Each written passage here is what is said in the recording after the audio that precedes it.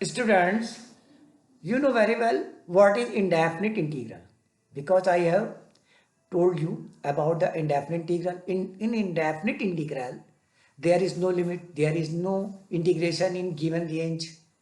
That is why after integration we shall put the integration constant लाते हैं क्योंकि indefinite integrate है, कोई definite कोई निश्चित नहीं है. समझ गया कि नहीं? तो वो हमने आपको बताया.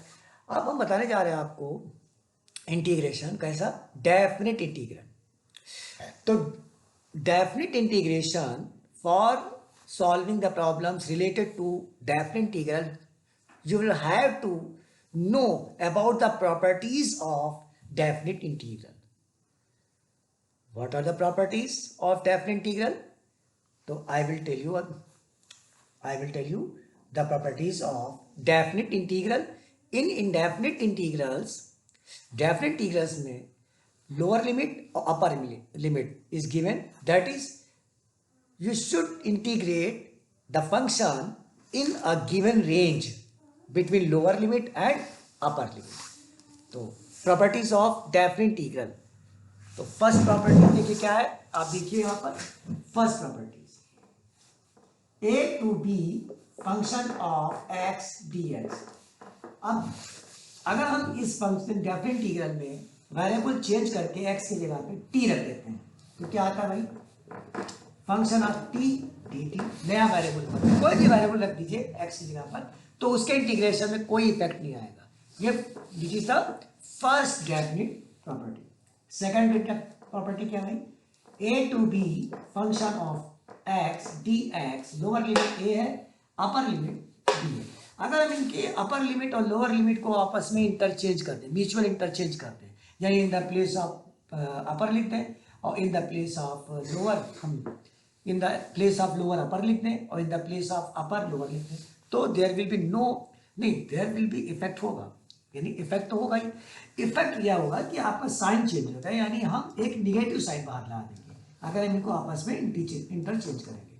B to a f x d x. समझ में आ गया? कुछ नहीं, खाली लिमिट आप देखिए. कभी कभी ऐसा होगा प्रॉब्लम में लोअर ज़्यादा हो जाएगी, अपर कम होगी, तो उसको हमें लोअर तो कम रखना है, तो माइनस साइन लगा करके आप लोअर नीचे रखिए, अपर को ऊपर रखिए. तो ये समझ में आ गया. ये थर्ड प्रॉपर्टी हो गई. ठीक, ये second property. Sorry, third property क्या है, a to b function of x dx. अब देखिए हमने रेंज क्या दिया है, सपोज कीजिए ये जीरो है, ये a और ये b. a और b के बीच में हमें इंटीग्रेट करना बिटवीन a एंड b. अगर इनके बीच में कोई नया वेरिएबल c है तो इसका मतलब a less than c less than b, यानी a और b के बीच में c है, तो इसको हम पार्ट में कर लेंगे. a to c f x d x plus c to b f x d x.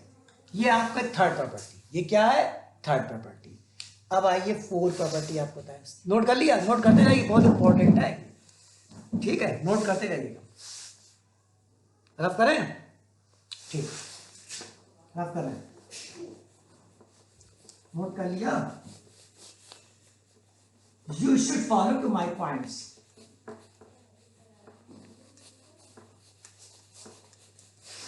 देख, फोर प्रॉपर्टी क्या है भाई, फोर प्रॉपर्टी.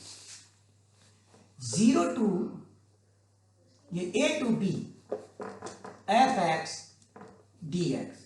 तो क्या हो जाएगा भाई, a to b function of a plus b minus x d x. ये लिख देंगे हम, यानी दोनों लिमिट को ऐड करके वेरिएबल माइनस कर देंगे, कोई इफेक्ट नहीं आएगा, दोनों एक ही होगा. और फिफ्थ प्रॉपर्टी देखिए आप, zero to a f x d x. अब देखिए हमने क्या किया, इन द प्लेस जो लोअर लिमिट को जीरो लिख दिया, अपर लिमिट में ए लिख दिया. इसी का एक स्पेशल केस समझ लीजिए इसको. तो क्या आ जाएगा, ये zero to a function of a minus x d x. आप देख लीजिए, अगर a है, एक यहाँ पे जीरो लिख दिया, b की जगह a लिख दीजिए, तो a माइनस एक्स ही तो आएगा. ये इसी का एक केस है. तो फिफ्थ हो गया.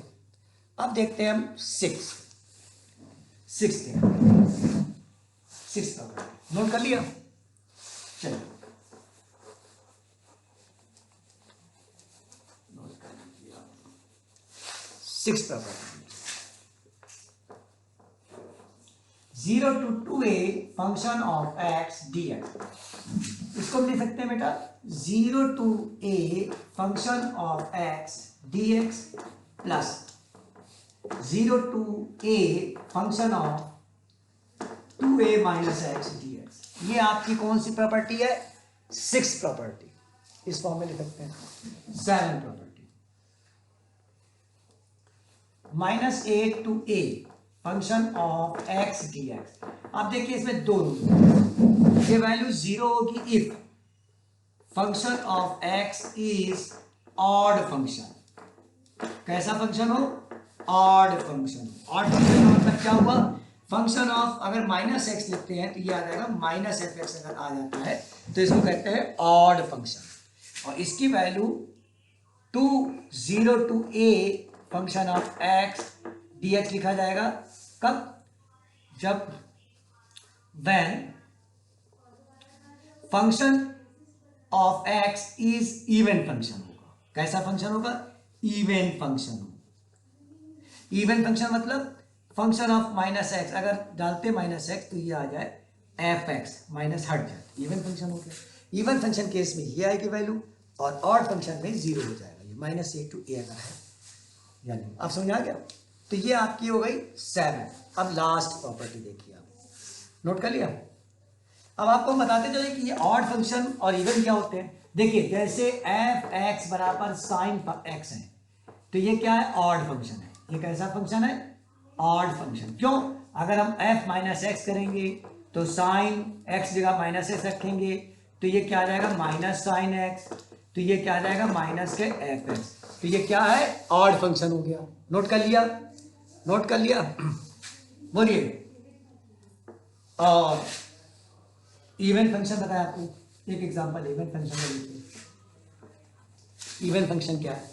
देखिए अगर हम एफ एक्स बराबर कॉस एक्स ले लेते हैं तो f minus x equal to cos minus x, ये आ जाएगा cos x which is f x. ये क्या है? Even function. ये इवन फंक्शन है। ये कैसा फंक्शन है? इवन फंक्शन है। देख लीजिए एफ माइनस एक्स किया तो एफ प्लस का एफ एक्स आ गया तो इवन फंक्शन हो गया। तो ये भी समझ में आ गया होगा अच्छी तरीके से। चलिए अब लास्ट प्रॉपर्टी देखते हैं, एट प्रॉपर्टी। नोट कर लिया? हेलो चलिए देखते हैं।